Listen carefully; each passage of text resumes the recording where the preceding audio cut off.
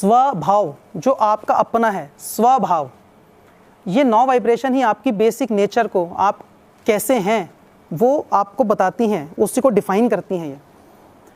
लेकिन बहुत सारी numerological predictions, numerological calculations fail हो जाती हैं कई सारे न्यूमरोलॉजिस्ट की। उसका कारण क्या है कि वो इनके साथ साथ, क्योंकि जीवन को एड्रेस कर रहे हैं, वो न्यूमरोलॉजिकल सजेशंस जब देते हैं, रेमेडीज जब देते हैं, तो आप जीवन को एड्रेस कर रहे हैं किसी व्यक्ति के।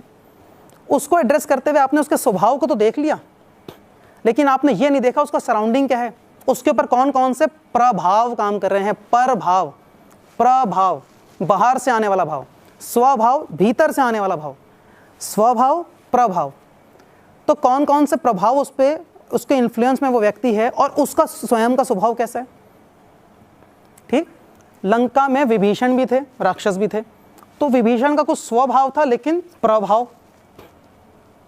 प्रभाव में भी थे, तो उनको एक लाइफस्टाइल था, उनका एक जीवनचर्या थी, जैसा वो जीते थे।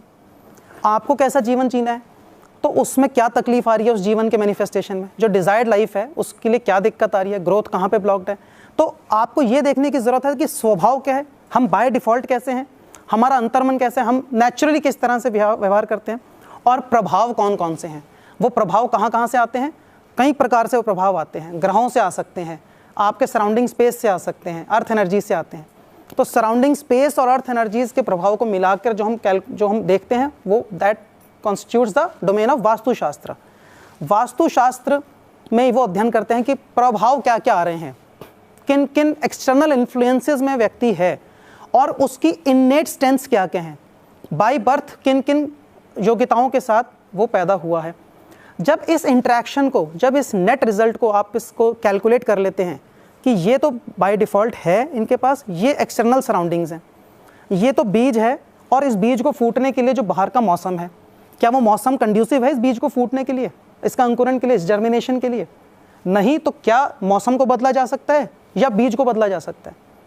हमें टारगेट क्या है, हमें रिजल्ट क्या चाहिए? बीज तो नहीं बदल सकते, बीज में कुछ मॉडिफिकेशन कर सकते हैं।